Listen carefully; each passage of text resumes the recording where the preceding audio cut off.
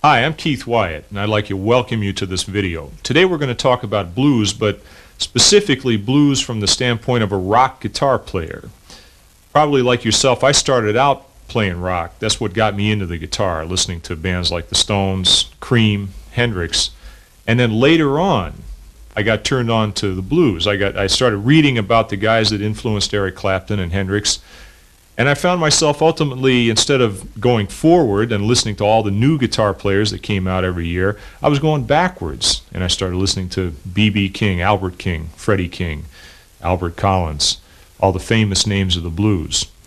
And I found that in the process, it wasn't that I lost my rock guitar style. I really felt that I added to it. I built a stronger foundation. And that's what I want to bring to you today. Now, you're looking at this tape because you're interested in the blues. And if you're a rock guitar player, chances are your background is a lot like mine. You learn some scales, you learn some of the typical chord progressions, but when it came to blues, you might have had trouble trying to figure out how blues players phrase. How do they choose the notes that they choose? How do they play over the chords in the way that they play? So that's the subject we're going to crack open today.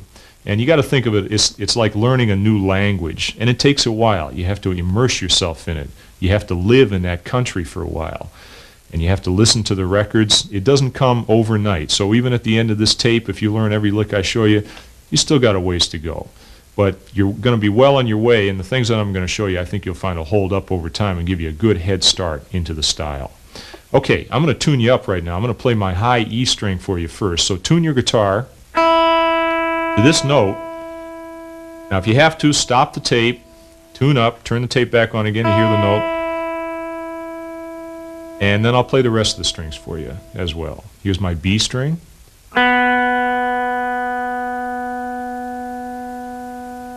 E string,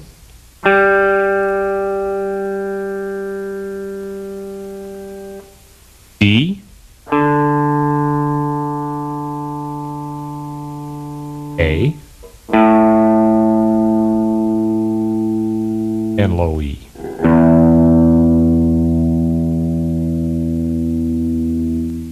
Okay, now when you're tuned up, we'll get started. All right, first thing I'm going to talk to you about is rhythm playing. That's the foundation, of course, of any style of music, is understanding how the rhythm patterns work. Now in blues, as in any other style, you got three considerations. There's melody, harmony, and rhythm, and we'll deal with those to some degree separately. But first thing you got to understand, and I think you already do, is that blues is based on the shuffle. The shuffle is a style of rhythm that's really built off the triplet. If you play a steady beat, 1, 2, 3, 4, you get 3, right? 3 notes within each beat. And what we do in a shuffle is we play the first and the last part of each triplet. So you get triplet, triplet, triplet, shuffle, shuffle, shuffle. It's like somebody shuffling down the street with a broken leg or something. What I'm going to show you is 4 ways to play rhythm on a medium shuffle in the key of E. Most rock guitar players, when it comes to blues, know one rhythm pattern, and it's kind of limiting. That's why rock guitar players tend to think that playing blues is boring sometimes, because you're standing up there playing rhythm and you play your one lick and you run out of ideas, and it is boring. But if you know how to build a rhythm part and how to think of textures when playing rhythm, you can make it not only interesting, but you might find you have more fun playing rhythm sometimes than you do playing lead. So what I'm going to show you right now is 4 ways to approach a medium shuffle in E. Okay, we're going to talk first about a style of rhythm playing that, as I said, most rock guitar players learn right off the bat, but there are a couple of subtleties about playing any type of rhythm in blues that you have to be aware of, and I'm going to show them to you right now. First thing you do, all right, you go down low and you grab that little shape right down there, which is a form of an E chord. All right, so the basic pattern then is bouncing with the left hand, digging in hard with the right hand, take a bite out of it, and accent the downbeats. All right, so I'm going 1 and 2 and 3, a little harder on the downbeats than on the upbeats. Okay, now to make out the full pattern in my left hand, what I'm going to do is add one more note, C sharp on the 5th string at the 4th fret there. All right, now when we get the pattern rolling, Then I'll put in the occasional upstroke to give it an accent.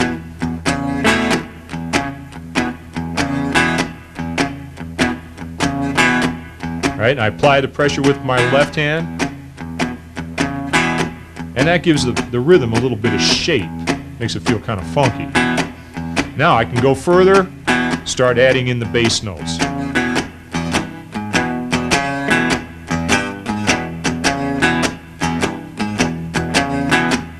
Right? Now ideally I could double the bass line if I know exactly what the bass player is going to play. That's not always the case, especially in blues. Everybody tends to kind of make it up as they go along. But I can get pretty close, right? Now when I switch from E to A, same pattern. And then B, here's the only trick, is I play the B chord, a regular bar chord at the 2nd fret there, and then, all right, now that's the trick, is I have to shift position almost instantly. Play the bar chord, and then come up into the 4th position via my 2nd finger. All right, see my 2nd finger lands at the 5th fret, and then I keep playing the pattern.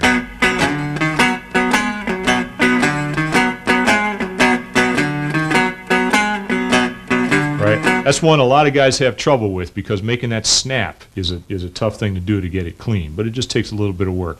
All right, tell you what, I'm going to tell the drummer Roland to count this thing off. He tends to be a little hyperactive sometimes. We'll see if he does a fill into this thing. That'll give us the count off, and then we're going to play rhythm for 2 times through the 12 bar using that exact style of rhythm playing. Okay, you ready? Here we go.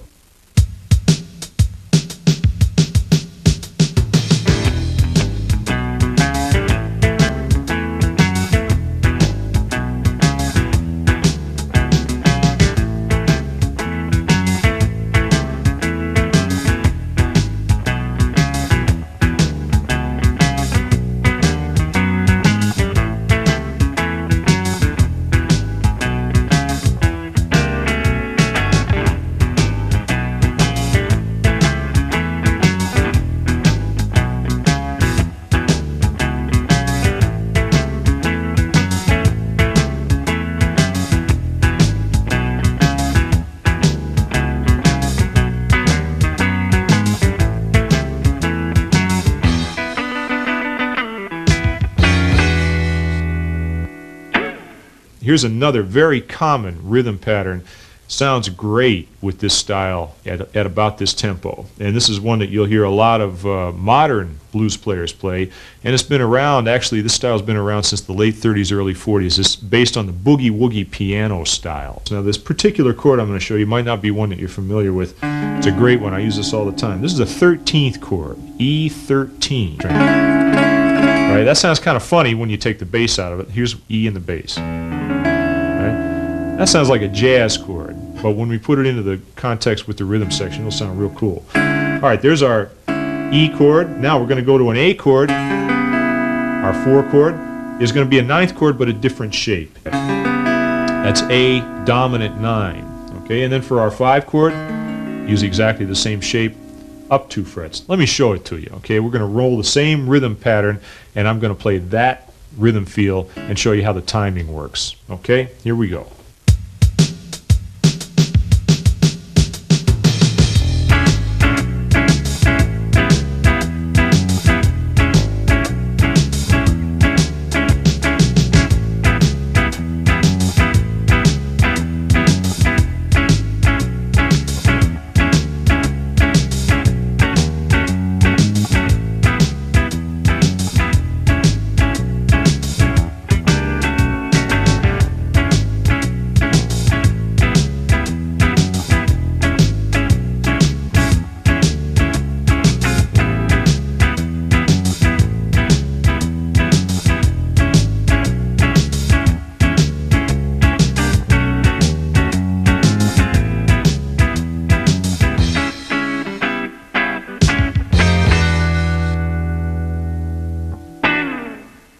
Here's one you might have heard. This is one that Stevie Ray Vaughan has used. And this style of rhythm playing you can date back to at least Jimmy Reed and Eddie Taylor, who played on a lot of Jimmy Reed records. And it's basically another version of the boogie woogie, but it's a little bit more built up sounding. Okay, Now, I'll play a little bit of it for you by myself and then do it with a rhythm track. It sounds like this.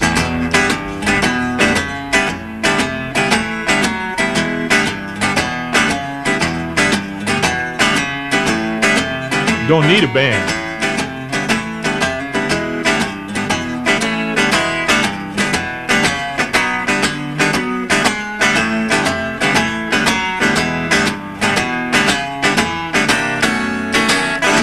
Right? Now what I'm doing is taking the first two patterns we learned and putting them together. I've got, which we already learned, and I've got a version of the upbeat style that we already learned. Here's the idea. You're playing a bass line in your left hand.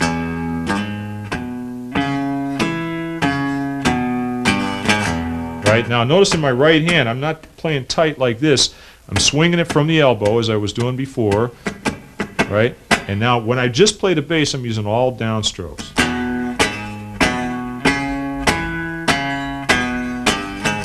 Now you notice one other thing, that I can hit all 6 strings, really smacking them, but only one note comes out. And that's in the left hand. That's your left hand's job, is to trim down the number of notes that you're hearing so that you only get the one bass note that you want to sound at any given time. All right, so when I play the E chord, I'm hearing the same sound that we heard originally. But when I play the first bass note at the 4th fret, what I'm doing is deliberately playing sloppy. I'm letting my left hand just lay all across the strings, which you're not supposed to do, right? Lay across the strings and deaden everything, so if I play it slowly, the only pressure that I'm putting down is with the tip of my 3rd finger. Next bass note, same thing. My index finger lays flat across the strings, except I'm only applying pressure with the tip. And then 3rd finger. Now notice my thumb's over the top. That's my insurance policy against the 6th string ringing out. And then I get on the 4th string, same thing. My index finger is pressing down the 4th string and laying across everything else. Right? So that takes a little time. All right, now the other half of that is the upstroke. So what I do is hit the bass note and then hit the open top 2 strings. But I'm not being so picky about the top 2. I'm just kind of coming up with the pick. So I hit all 6 on the way down and then hit them all on the way up. And the fact is, you hear the upstroke so briefly that it really doesn't matter if you've got a couple extra notes ringing out there. So it sounds like this when you put them together slowly.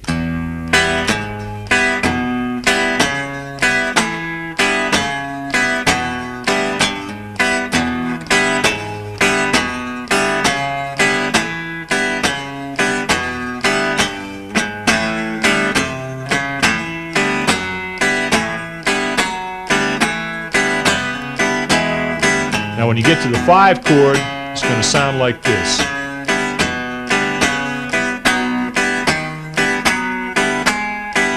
When you play it slowly, it sounds like a bunch of garbage cans rolling down the street, but pick up the tempo, it sounds great. Okay, we're going to play it with the rhythm track now, and I'll show you how it goes.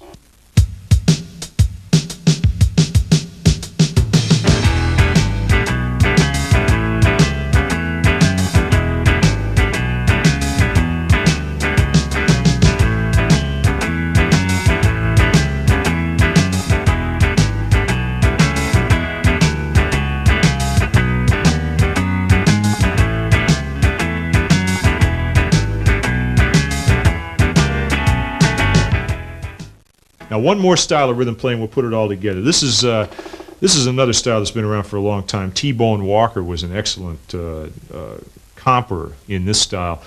Think of it as being a one-man horn section. Here's one I'm going to play right here. This is an E dominant 9 chord, another one that maybe a lot of people don't play, but once you learn it, I think you'll use it a lot. Right?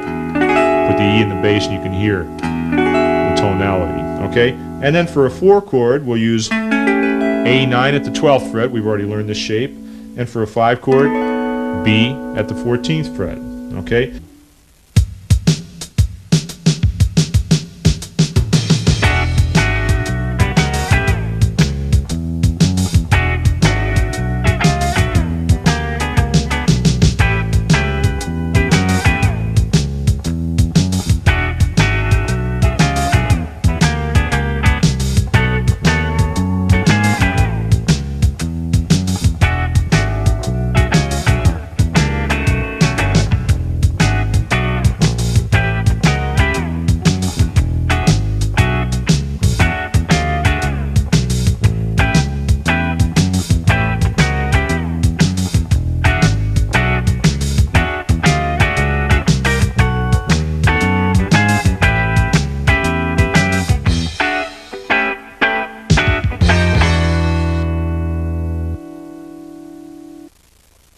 All right, in this section, we're going to talk about the fun stuff. Let's face it, licks, right?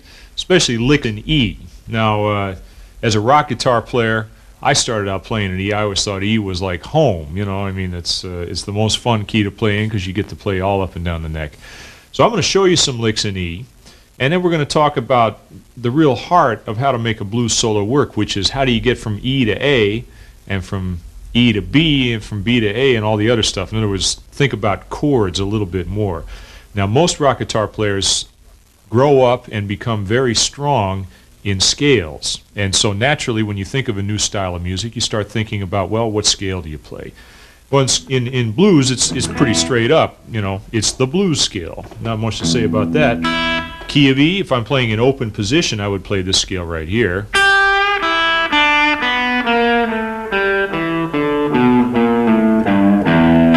Right?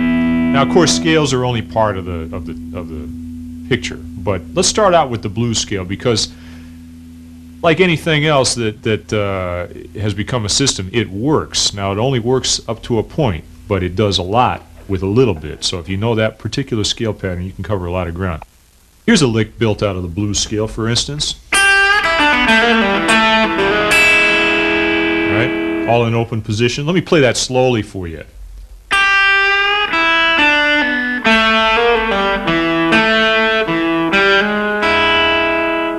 Right? Now, like any blues type phrase, a little bit more than meets the ear.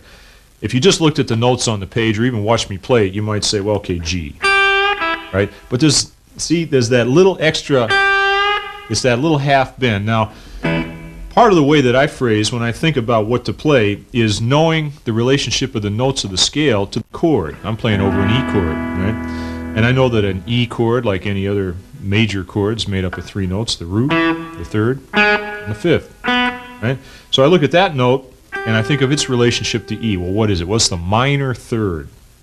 Now, when you hear blues players play the minor third, almost all the time, they don't just play the minor third, they actually play a note that's halfway between the minor third and the major third, and it sounds like this. Right? Now, it's something you don't even really notice, but if you don't do it, it doesn't sound right. All right, so that's the first thing I'm doing, is bending that note, not even a half step, but half a half step. And then I'm doing a pull off. That's a very common move right there. It's a hammer on, and then a double pull off, and then landing on the E. All right, now folding my second finger over there, going back and forth, that's another common move. So actually this lick incorporates a lot of the typical little technical things you run into in blues. Once again, up to speed. All right. Let me show you another lick in open position using the blues scale. It goes from high to low. Here's how it goes. Woo! Always got to end it with that. All right? Makes it sound impressive. All right, now the way that lick works starts with a typical move, sliding up from 2nd to 4th string, and then using the open E string on top. All right, that's taking advantage of the open strings, of course. Typical move in blues is to pick the note and then slide it. Gives a little bit more something, a little zing. All right, now there, I fold my second finger over, hammer on that E, or not the E, but the G sharp, the third of the E chord. And now, kind of take an odd root down to the low end. Right? That's using all the notes of the blues scale right there, from the open A, right, up to the B. Tweak that note a little bit, and then land on the E again.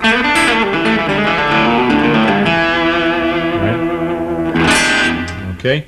Here's another phrase. This is something I kind of made up out of some other people's licks, as most people do. You know, you hear somebody play it and you twist it around and make it your own. Sounds like this. Right? Now, what's different about that is I don't start in open position.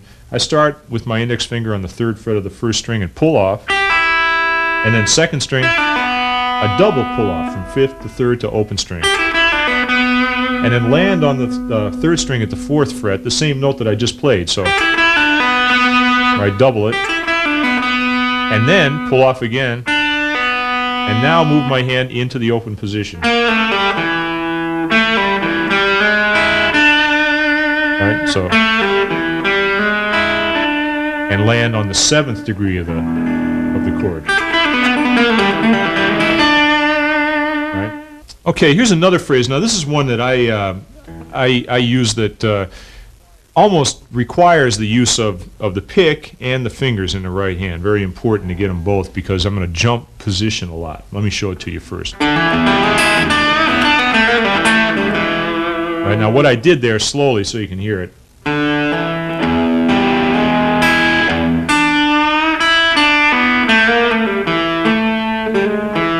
Right? Here's a shot of my right hand so you can see how I'm using the combination of pick and fingers. I'll start with the pick. Pick the low string, second finger, third finger, low string again, second finger to pick the high note. I'll pick second finger. So.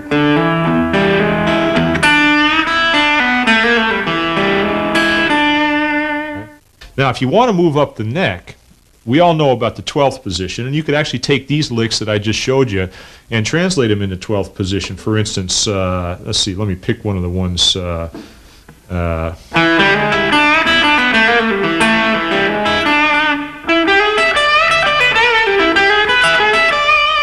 Right? Almost the same. I changed it slightly, but almost the identical lick. So you could take that same phrase and move it up, and every lick that you know down here, you can play up here. All right. Now, you probably already know a bunch of licks up in 12th position, so I don't need to push that too much. But one area that sometimes you need a little help in is how to connect the high and the low. Okay, the first place to go is 7th position. Now, what we're doing here is playing off of familiar chord shapes. The open E chord, E bar chord, and of course here's E right in the middle. So when you construct a lick, you're building it really, whether you know it or not, off the shape of a chord. That's what makes it sound good. All right. So if I play in 7th position, I've got my blues scale, which is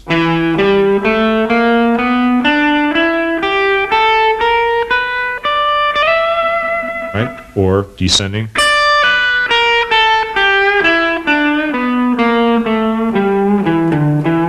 Right. Now those are the available notes. Like any scale, you don't play them all in a row, but that's what's there. Now I could make up some licks out of that scale pattern too. Let me show you one.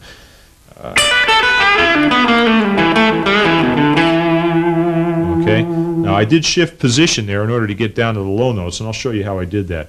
See, I'm playing out of that.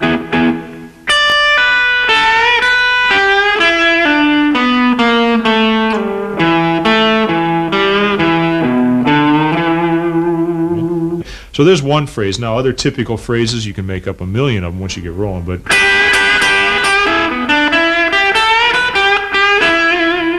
right? Now there what I'm doing, a real common sound, is to play two strings at once, E and G, and bend that G slightly. So I get my second finger on the G. I don't bend the B, but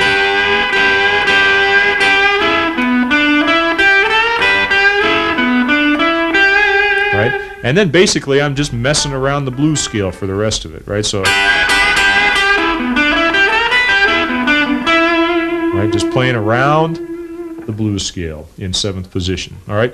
Now what I'd like to do is play along with the rhythm track, and I'm going to play a solo first in open position, and then I'm going to start in open position, work my way up to 7th position, and wind up in 12th position. In other words, build the solo over the period of 2 choruses so that I start low and high.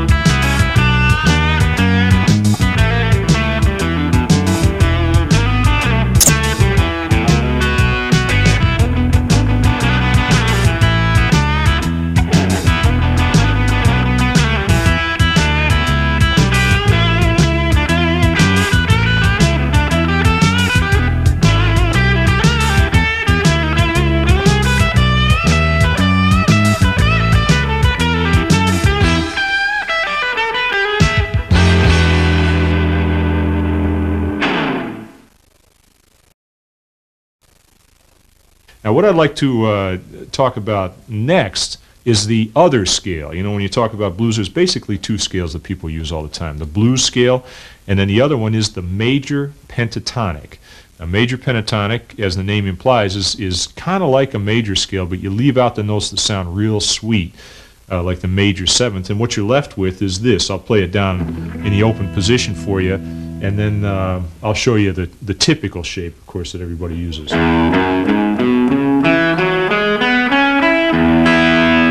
That's the sound of the major pentatonic. Now here's a pattern that almost everybody uses.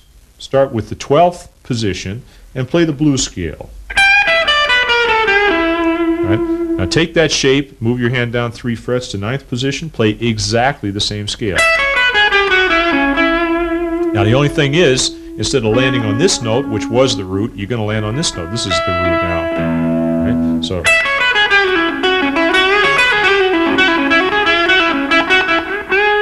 Other than that, you can almost play the same exact licks, right? So,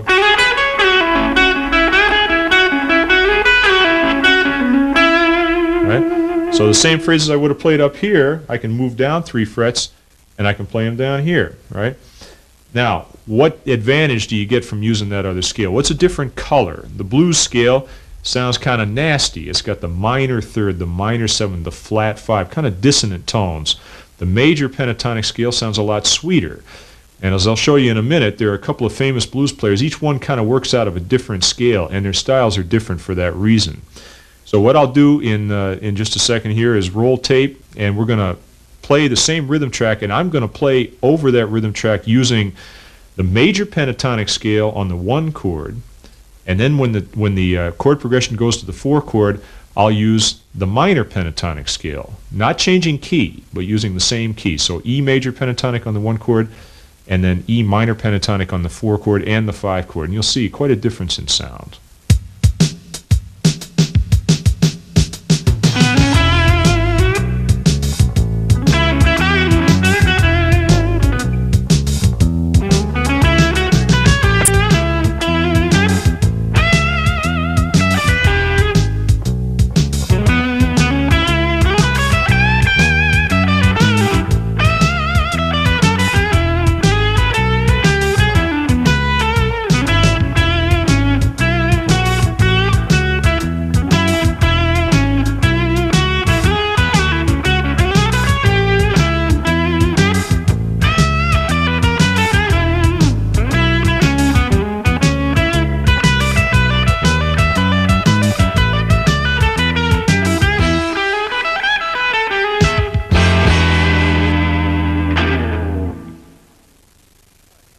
All right, now I mentioned 2 well-known blues players that use those scales in different ways. 2 guys I'm thinking of are B.B. King and Albert King. Now, they taught me a new position. I, probably like you, felt most comfortable keeping either open, 7th fret, or 12th fret. But when I listened to Albert King carefully, I found the only way I could get that sound was to actually play out of 5th position. That's a really alien position for most guitar players, because you don't see a comfortable spot there to use your index finger. But we're only going to play a couple of notes here. Right now, what I'm going to do is, in order to play the Albert King style, I'm going to put my index finger on E, 2nd string at the 5th fret. Right? Now what he does, he's a big guy, right? And when he wants to play high notes, he doesn't move up the neck, he bends to him. He just wrings that guitar's neck until he gets up there. So, right? So you gotta put some muscle behind those notes, and what I'm doing is bending from the 8th fret on the 2nd string up to the equivalent of the 12th fret. That's 2 whole steps. Right? And then trying to hit every note in between at different times. So,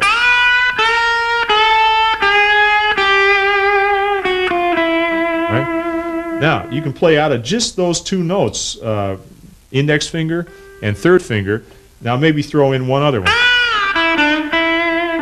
With your 2nd finger playing the 3rd string at the 7th fret. And I'll guarantee you can sound like Albert King in about a minute and a half. Now, B.B. King, on the other hand, he's a little bit more uptown, a little bit slicker, more sophisticated kind of sound. He'll sit in that same position, but instead of emphasizing the minor tones, you'll emphasize the major tone. So index finger, third finger off the 7th fret, bend it up a whole step, and you get the major third. And then use your 2nd finger on the 3rd string.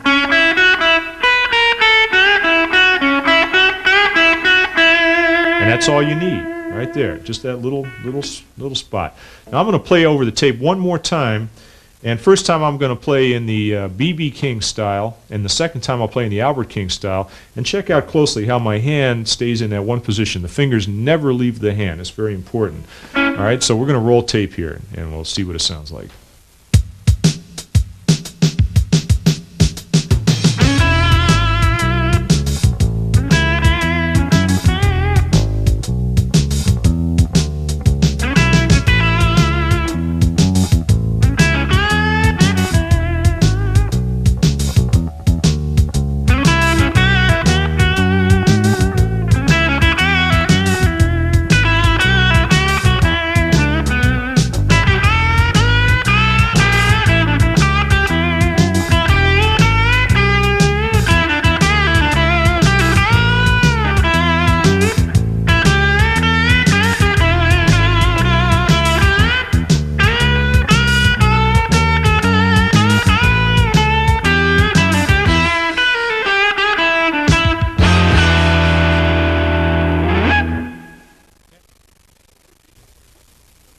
You know, the way blues players have learned to play from each other down through the years, and it continues, is by imitation.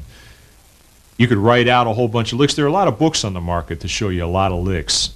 It's one of the hardest things in the world to read. Trying to read blues is like trying to read Old English or something. It just doesn't make a whole lot of sense. You don't get the feel of it, the phrasing. So what I would like to do is just play some stuff for you, and we'll learn it right here on the spot. I'm going to play a little phrase, a 4-beat phrase, and you're going to imitate it. You're going to come right back at me. And if you hear something you like and you want to hear it again, roll the tape back. The camera's right up on my hands, and you can see what I'm doing pretty well. So this will show you a lot of stuff about phrasing, the little bite-sized chunks of phrases that you then put together to make longer lines. And pretty much by the time we get through with this little section here, you're going to know as much about how I play as I could tell you in another 6 or 7 reels. Okay, so let's go ahead and do it.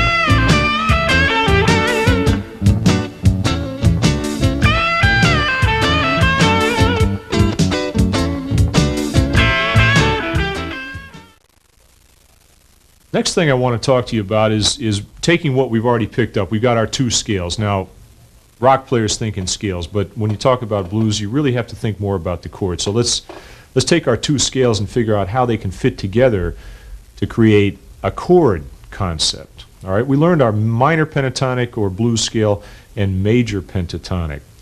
Now, when you ask a blues player, you know, some 60-year-old guy, what do you think about when you play? The last thing they're going to tell you is about chord tones or scale patterns and stuff, because they pick it up over the years and it becomes a natural thing. It's like, you know, what do you think about when you walk?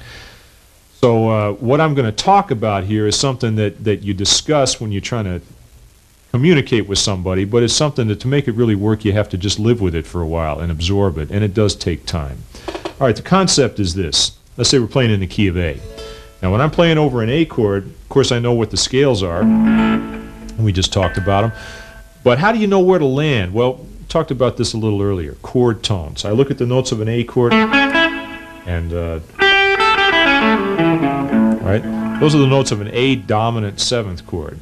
So when I play a lick, I look at any one of those notes and I say those are all strong notes. They're going to sound good. So I can play a lick and end anywhere. There's the root.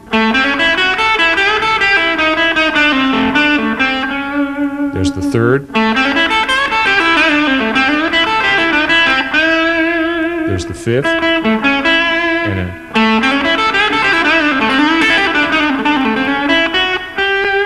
there's the seventh, right? Now you could almost say that it doesn't matter what you play as long as you end on a strong note. Well, that's not quite true, but that's got a lot to do with it. So knowing where your strong notes are is very important. Now, we've played over an A chord and we've come up with a lot of strong phrases. What happens when you go to D? Well, what a lot of players will do is shift position. They'll say, well, A is 5th position, D is 10th position, for instance. Well, you sound a lot better if you can figure out how to play in one position and still reflect the sound of the chord. So when I go from A to D, it's kind of like the whole picture changes. Instead of seeing the notes of the A chord as being strong, I see the notes of the D chord. Now I can play the same scale and aim for the notes that belong to that D chord, especially the root. All right? Same thing on the E chord. There's an E dominant 7th chord in 5th position. And there's the root of the E chord, right? Or there's the third of the E chord. In other words, being aware, almost like there's a little ghost shape of that chord there all the time. And when I'm playing, I'm saying, where are the strong notes? What note do I want to land on? I use the blues scale as the foundation, and then I use the chord tones to help me make it sound strong. Okay? Now, in addition to that, when you're playing over a dominant chord, like we've been using, talked about 9th chords and 13th chords. Those chords contain notes that are not in the ordinary blues scale, so I can add those notes in too. Right? And instead of thinking of them as major pentatonic scale, I say, well, that's a chord tone. That's the 13th. Right? Or there's the 9th. Right?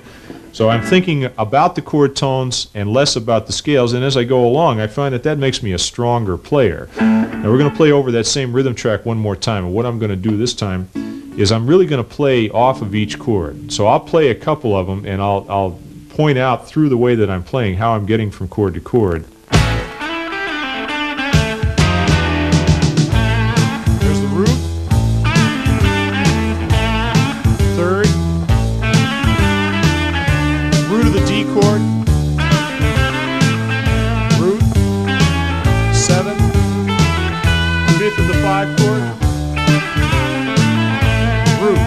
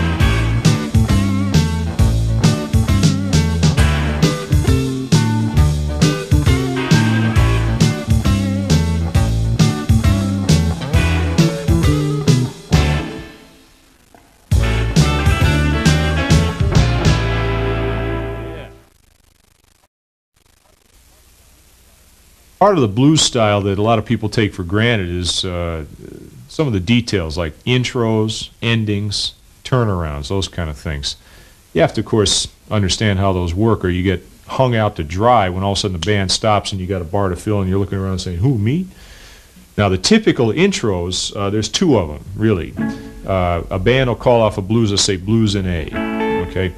And the guy who's leading the song will say, take it from the 5. Okay, now what does that mean? That means take it from the last 4 bars of the 12-bar progression. If we're playing in the key of A again, it would be taking it from the E chord. You play E, D, and then the last 2 bars. And now you actually start the 12-bar on the 1 chord. So you're playing a 4-bar introduction there. Now the last 2 bars of any blues progression are called the turnaround.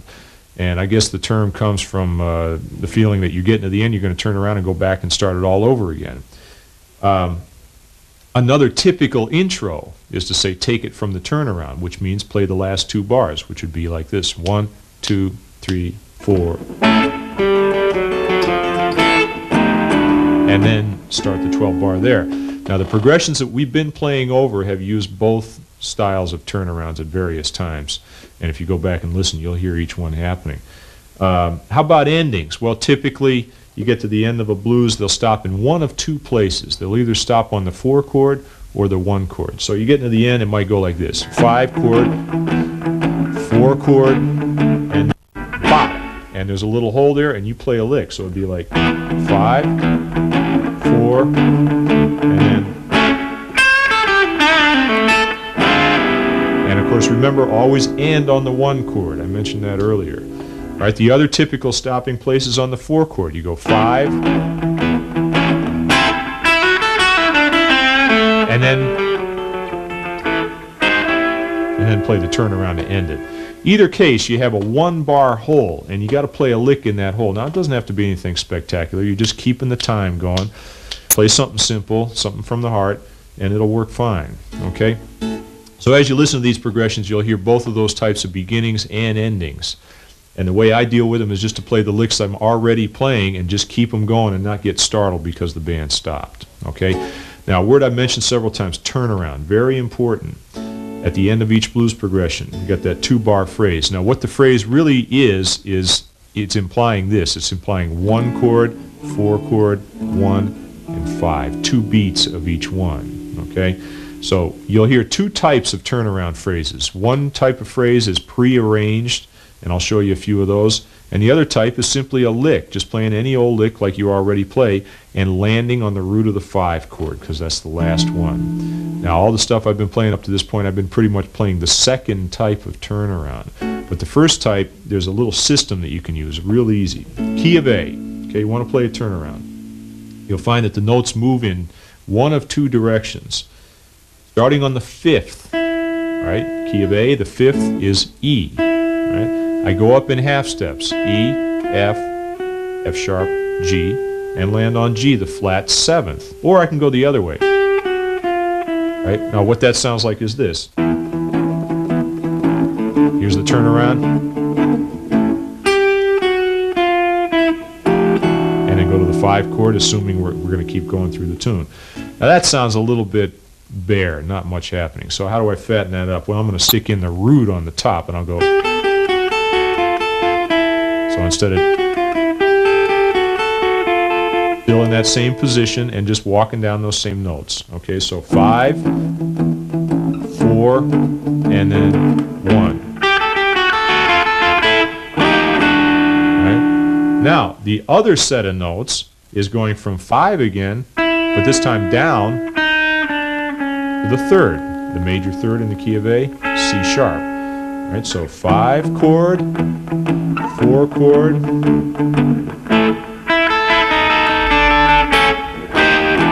right? That's one you probably heard because a lot of people use that. You can also go the other way. Okay? Now where it gets interesting is when you start to take those ideas and screw around with them a little bit. For instance, here's one that was used by Robert Johnson, and then Eric Clapton picked up on it and became a real standard turnaround.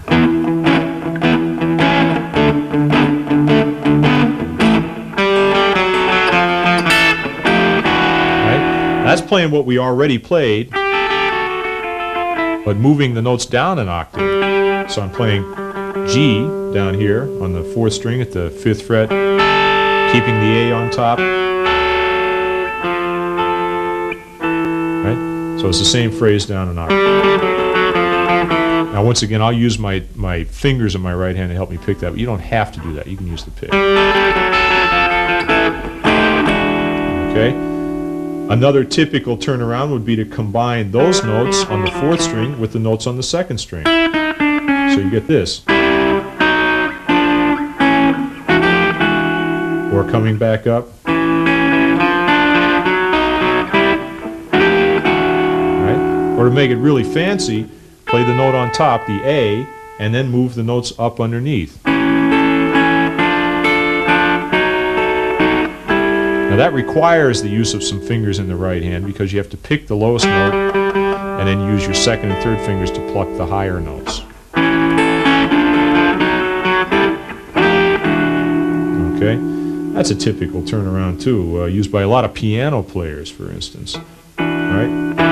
Now, real common turnaround that you might have heard. All right. Now that's starting in the 9th position. Both notes at the 9th fret, 3rd and 1st strings, down a fret, down another fret, and then land with your 2nd finger on the 6th fret of the 3rd string, 1st finger on the 5th fret of the 1st string, 3rd string rather, and 1st string. Okay? Now, you hear some players play more elaborate versions, more melodic versions of those kind of turnarounds. For instance,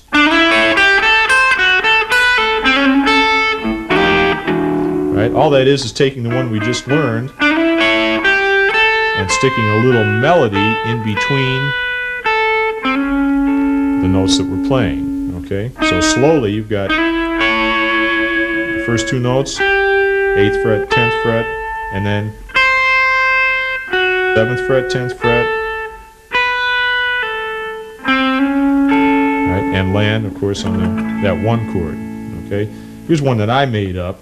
I kind of like it. It's one of my personal favorites. Right? Now that's kind of tricky, but what I'm doing is playing a typical little phrase, right? Which is the 5th, going down to the 3rd, the 7th, going down to the 5th, put them together, and then play a little melody on top. That's kind of complicated to show you, but you'll see that appear on the bottom of the screen, and you can figure the notes out just by watching it and listening to it a few times. Okay? So that's basically the story on turnaround. So if you know how to start the tune, end the tune, and play all the turnarounds, playing the solo is the easy part. Right? You just got to know a couple of licks, play a strong lick at the beginning, play a little variation, and then play the turnaround. You're done. You know, compared to blues players, a lot of rock guitar players are sissies when it comes to keys. Everybody wants to play an E and A, and then you say G, and oh man, I don't know if I know any licks in G. I'm going to put something on you right now that'll help you get over that. I'm going to play a progression for you that takes you through every single key on the guitar. And what that's going to force you to do, obviously, is to think in every key. We're going to play 4 bars on each one. And then I want to put one extra weight on your shoulders. And that's to be able to play all 12 keys without moving more than 1 fret in any direction. That's a tall order. I'm kind of scared of doing that myself, actually, if you want to know the truth. But I tell you what I'd like to do is I'm going to play through it one time, and I want you to kind of follow along with me and see how I'm playing it. Now, here's key to being able to do this. You have to know 5 shapes of every chord.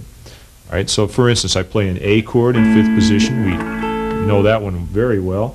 Suppose I want to play a B chord and not move up to the 7th fret, but stay in that same position. There's a piece of a B chord right there. My index finger is playing right across the 4th, 3rd, and 2nd strings. I find the root down here.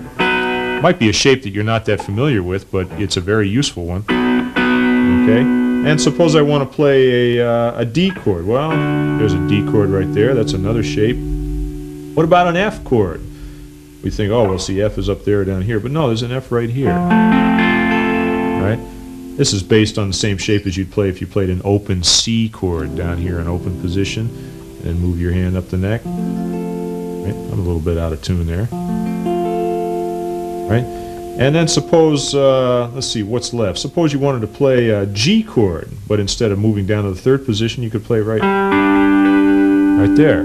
That's kind of like an open D chord, moved up the neck with the root right there. Now, if you've never thought about the other chords, we got our two basic bar chords off the 6th and 5th strings. If you haven't thought about the other ones, it's very difficult to suddenly just do that on the spot. But that's something to work towards, and being able to do that gives you freedom on the neck. You can play any key anywhere on the neck. That's an excellent exercise, so I highly recommend it. So what I'm going to do is I'm going to play over this progression one time.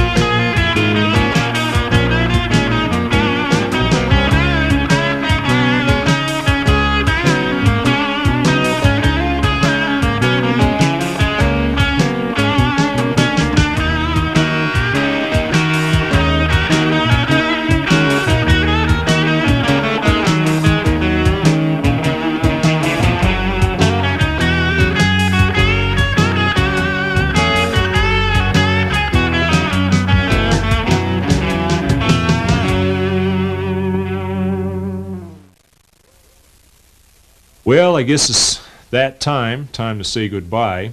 I hope I haven't loaded your brain down with too many different concepts, because after all, let's face it, blues is a style of music. It's supposed to be simple and fun to play, and what I'm trying to put on you is something that 10 years ago, 15 years ago, it didn't mean a thing to me, really. It's something that I've thought about a lot over the years, and in trying to pass it on to you in the terms that I'm using, it may make it sound like, oh, this is such a technical thing to do. But what I'm really after is not to make you think real hard while you play blues, but make you aware that there is a lot that goes on in blues. It's a simple style, but to make it sound good, you have to take a lot of care in choosing the notes that you play. And to choose those notes, you have to have a system. You have to know what you're after.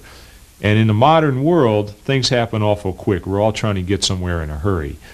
And so the traditional method of learning blues, sitting down with a record and listening to the thing 500 times in a row and then picking out another one doing the same thing, sooner or later you got to do that. But you can take a few shortcuts and be aware when you listen what's going on behind the scenes. And I hope I've helped illuminate that for you. So we're going to play a little bit more on the way out, and I just want to tell you it's been a lot of fun, and I hope you have a lot of fun with this too, and I'll see you the next time.